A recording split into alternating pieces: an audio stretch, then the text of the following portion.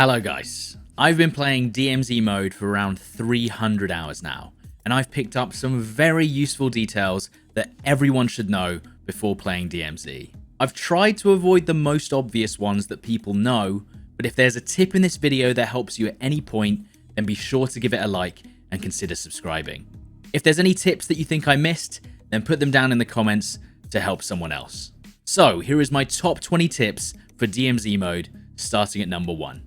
My first tip is that you can actually use vehicles to carry additional items without taking up inventory space. Guns, ammos, and quest items can be dropped on the roof of cars and carried to new locations.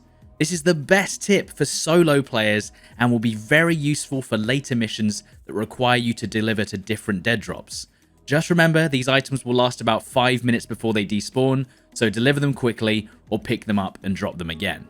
Now, on the topic of vehicles, did you know about this exact gas station in Al Mazrah? As far as I know, this is the only gas station that doesn't spawn AI that will shoot your vehicle and stop repairing. I use this gas station almost every round to guarantee I won't damage my cars and helicopters and refuel and repair as quickly as possible. And a bonus tip for gas stations is you can obviously get out of your vehicle and leave it in the refueling spot to repair and refuel automatically, so you can fight the AI and it will stop them destroying it before you can fix it. Now, whilst driving around in your vehicles, passengers should try not to travel inside the vehicle if they're low on plates.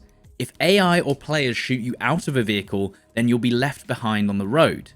However, if you're low on plates and you travel on top of the vehicle, when you get knocked out, you'll stay on top of the car and your teammate can simply drive you to a safer location to revive you. As a bonus, if your teammates are knocked out of a vehicle on the road, you can ram your downed teammates out of harm's way and it won't damage them. You can also push teammates holding hostages to make this contract even faster. When extracting, I'm sure a lot of you know you can jump into the helicopter on the sides or the front without being inside. However, you are prone to falling off in these positions. But you can also travel on top of the helicopter through the blades and lie prone for the safest exterior extraction. The safest final extract is to get onto a high roof or a helicopter and land directly on top of the blades and then lie prone so you don't fall off. Players inside can't even see you and probably won't even shoot at you if you're directly on top of them when you jump. As for accessing locked rooms without a key, I'm sure everyone knows about room 302, but there are a couple of other locked areas you can enter without keys as well, which are great for regaining gear after dying. Embassy Roof has a lift that will take you to one side of the building containing orange boxes. Saeed Shopping Mall, you can simply jump through the holes in the roof. I'm sure you already knew that one. And the last one is a little bit harder, but you can prone dive into Control Tower Roof. And this place has a ton of loot. And yes, I know people can glitch into locked doors with vehicles, but they'll probably fix that. Is there any other spots I don't know about? Let me know. Now, if you happen to down and finish a player, you can always tell if they have additional teammates if they plead for help. But you can also tell if they're waiting for their team if their body doesn't disappear. They're still in the game until their body goes away. I'm sure you knew that, but the tip is that something you can do to guarantee that that player isn't going to get rezzed and become a problem later, you can take their armor and guns and hide them somewhere nearby. This means if they are eventually revived by their teammate, they won't have many plates or good guns to fight you with. This could save you at the final extract later. Now, something I don't see a lot of people using is one of the biggest improvements to Warzone 2, and that's the swimming mechanic that they've added. There's a lot of water around, and did you know that you're practically invulnerable whilst in water in this game? If AI or players are bearing down on you near a water source, just jump in, swim underwater by pressing your prone key, and you can swim almost as fast as sprinting, and you can play under the water. This is a huge tip for surviving almost impossible fights in Al Mazrah. On the topic of PvP, there are some markers in the game that you can absolutely use to your advantage. UAV towers have a maximum range of 150 meters, so if you see one activate it, mark it on your map and make sure you're outside of this range before taking a fight. If you see or hear voice comms on the left of your screen, that means players are within 55 meters of you, and the minimap covers exactly 100 meters. So if you're a vehicle of any type and you get within 100 meters of a player, they will definitely see you on the minimap. By now, a lot of you know about using hostage contracts to extract safer than main extraction points. But did you know that you can carry a hostage contract for the entire round with no timer? If you're in a round to just complete missions that don't require other contracts or regaining after a death, at the beginning of the round, find a hostage contract in a remote location away from the gas, carry it with you for the entire round until you need to leave, and no one will even know that it even existed. Plus, if you need to cancel it at any point to do another contract, you simply open your map and your squad can cancel any contract at any time using the input on the top right. This can also be useful if you think a contract in a certain location is too hard to pull off, but you've already picked it up. Now, here's a couple of quick tips in the DMZ lobby screen. Did you know that you can find out what attachments are on your contraband guns by hovering over them and pressing the preview button? I had no idea this was a thing for weeks, but you can check which guns are actually worth taking in. I didn't know this, but if you do run out of contraband guns completely and your insured slot, you can also take in free weapons by pressing the free weapons button. It might be even better than the contraband weapons you have if, say, you've only got shotguns left. People often ask how we know where the final extract of a round is going to be by looking at the map. The simplest method is to look at where the hazardous gas zone is, and then find the furthest extraction point from that gas. And then if you visualize a cone from the hazard gas to the furthest extraction, the final extraction will likely be in that area. This helps a lot when planning your escape at the beginning of the game. If you are heading for the final extract, you can check if there are still players on the map if there are hunt squad contracts available. As soon as there's no one left, the hunt squad contracts disappear. Now, this isn't 100% safe. This only guarantees that there are players. If the squad contracts are not there, it sometimes means they've all been taken during the round. But you can always check if you need to prepare for a fight. And here's some more tips regarding gas masks. If you're in the hazardous zone or you need to get into the zone and don't have radiation pills or a mask yet, any AI that you kill in the gas will almost always drop a mask on the ground, and you can stack these up. And this is also useful for when you need to collect masks for a quest later. Here's a whole section on reviving players. When you're downed by AI specifically and you have a self-revive, do not revive straight away after they knock you.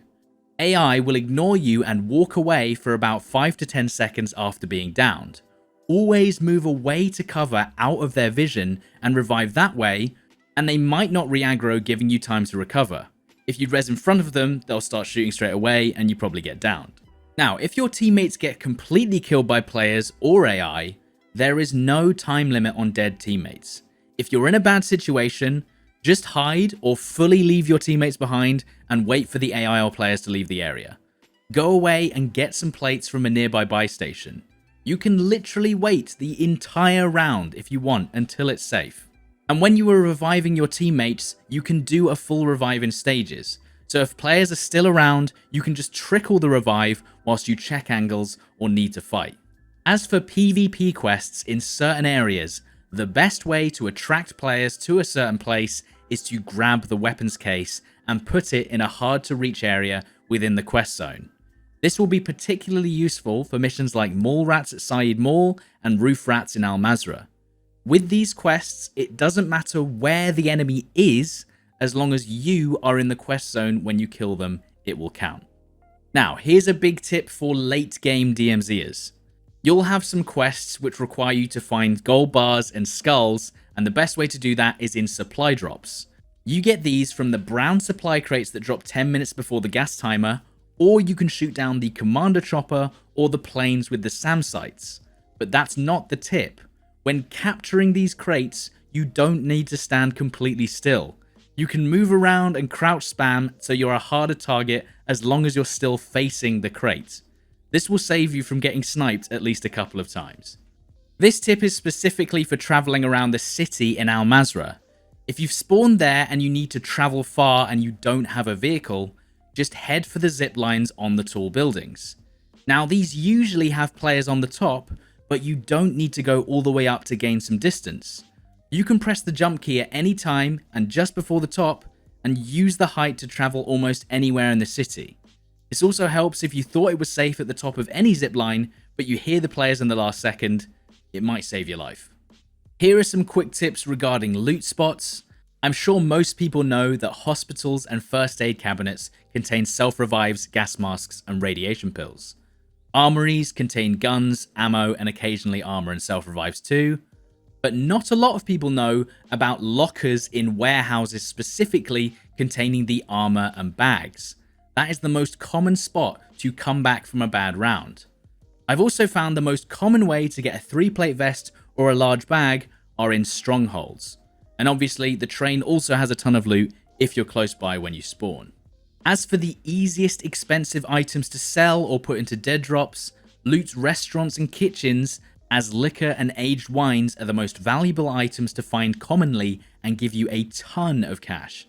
And here's my advice for using keys in DMZ. Unless you need a key specifically for a quest or rare items, don't bother taking them into random rounds when you're fully geared. They take up inventory space and often you'll just lose them. I save my keys for when I need quick, rare loot after dying in the previous round. When picking the keys, try and pick a variety of keys across the map that will be helpful wherever you spawn. You can use some interactive maps that show you the location of the keys, or sometimes the keys themselves give you a map location.